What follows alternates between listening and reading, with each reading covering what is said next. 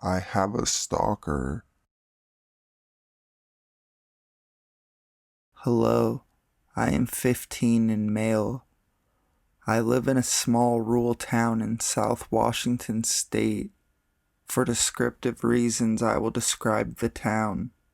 On the northwest side, where I live, it is close to Forstead area, and the center east-south end of the town is very flat, not many trees. The best way to describe it is wheat land.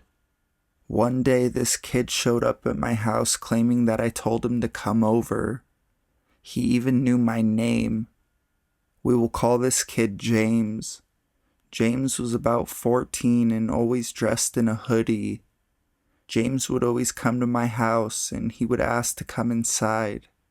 I always refused to let him inside my parents' home. I had told James that I never wanted to talk to him.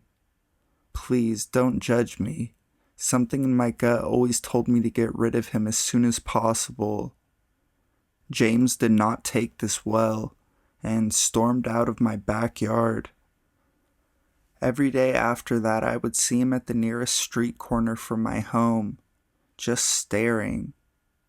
I never told my parents as I felt that they would not help. One day, about 4 or 5 months after telling James that I never wanted to see him again, I was walking to the local market.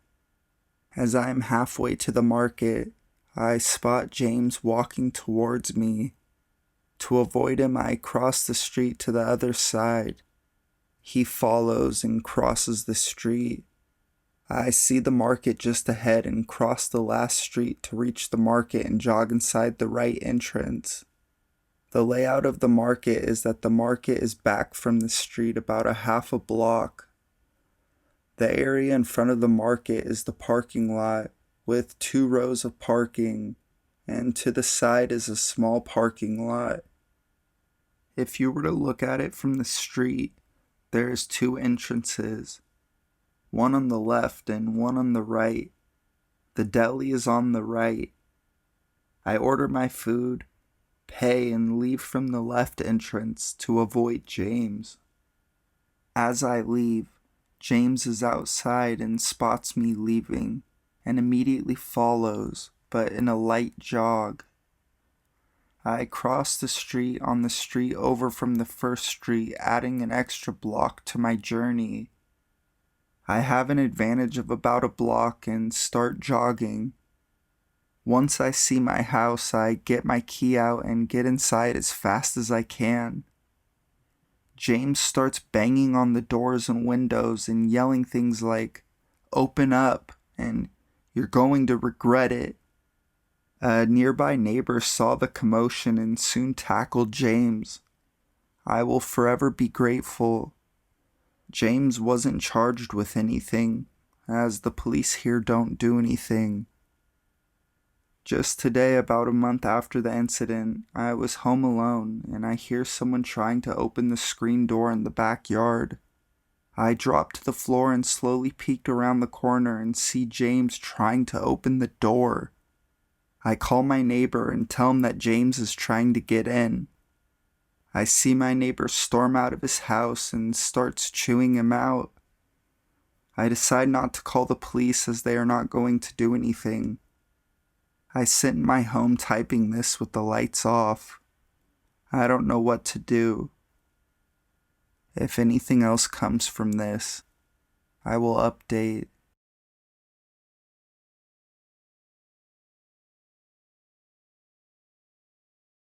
Shower intruder. Okay, let's start this off with some background information. I'm a young female, 5'6", about 130 pounds. Someone could probably snatch me up pretty easily. I live in a condo and there are lots of houses around and are attached to mine, so people could probably see if someone were to break in. My bedroom and bathroom are both on the first floor, and at night I usually keep my porch lights on to show that I'm home, since I don't live in the best neighborhood. It's not the ghetto, but houses get robbed often. I just came home from work.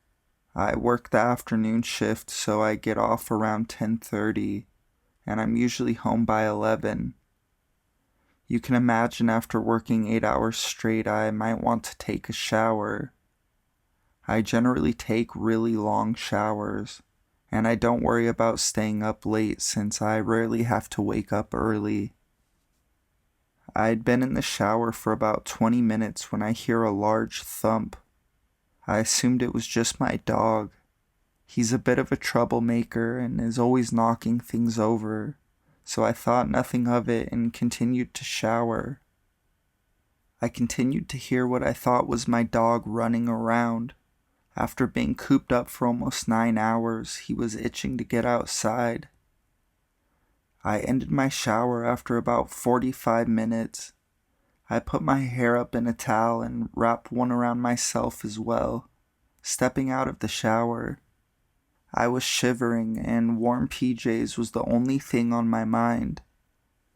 I exited the bathroom into an even colder hallway leading to my bedroom.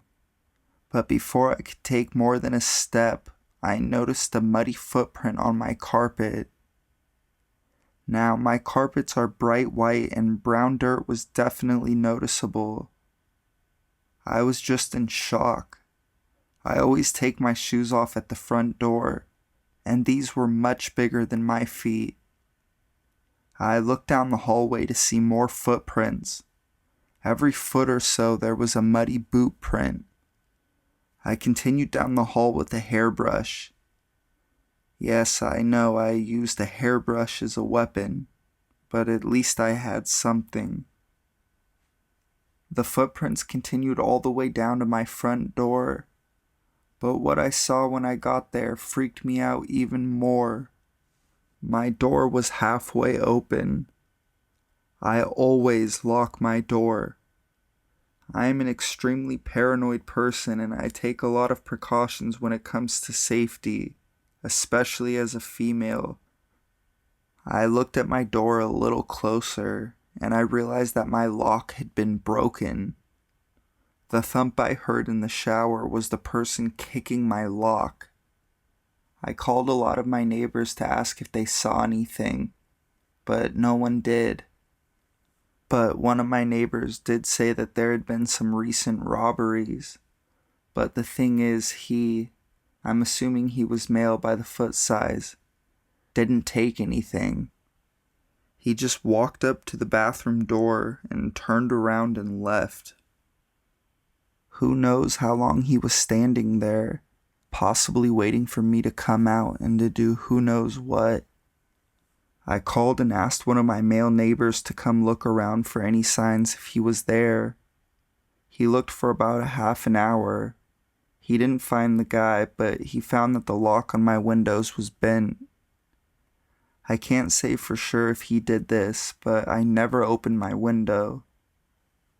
We called the police, but since we didn't know what he looked like or anything about him, there was really nothing they could do. They just kept a closer watch on the area. Since then, I have gotten my door and window repaired. I also got new locks, just in case. The whole thing still really creeps me out, though. What scares me the most was how close he was to me, and I didn't even know. He could have easily killed or raped me, and I wouldn't have seen it coming. The only thing I don't get is why my dog didn't bark like crazy. He didn't bark at all.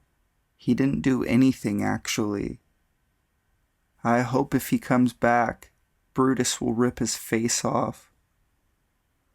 So, creepy guy who broke into my house, let's not meet.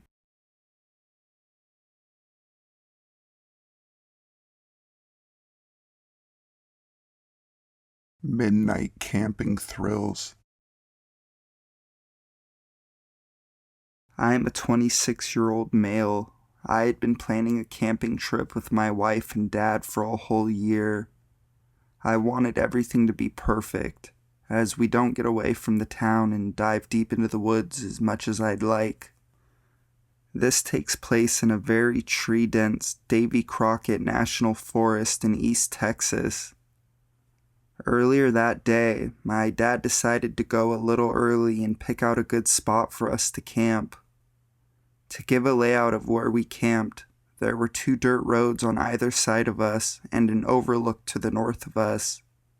We camped in the middle, between the 2 roads. My wife and I had met my dad there around 11 a.m. We set up camp and proceeded to enjoy the day until around dinner time, when we started to cook our meal for the evening. Right as we got done with dinner, we could see this truck circling around our campsite. He went around us several times and finally pulled right up into our camp and got out of his truck.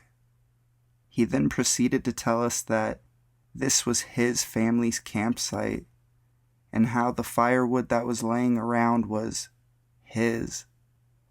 Now in this particular forest, campsites are first come, first serve, and my dad had been there since 9 a.m.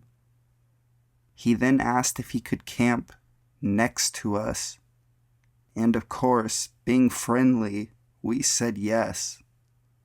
We didn't know that when he said next to us, he meant directly on top of us. He backed his camper in so close to our tents and vehicles that he blocked my truck in.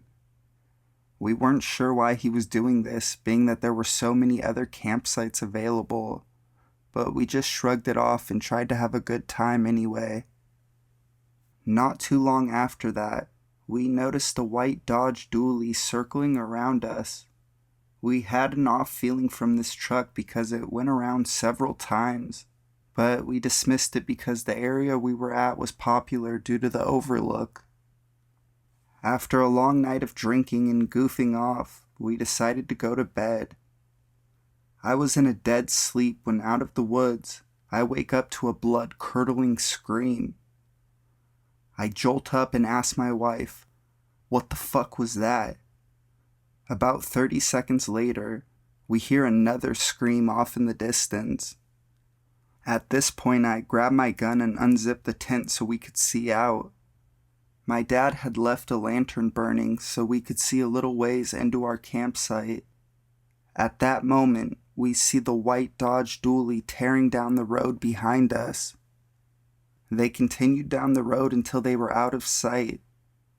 We heard them stop and get out of their truck, slamming the doors and screaming.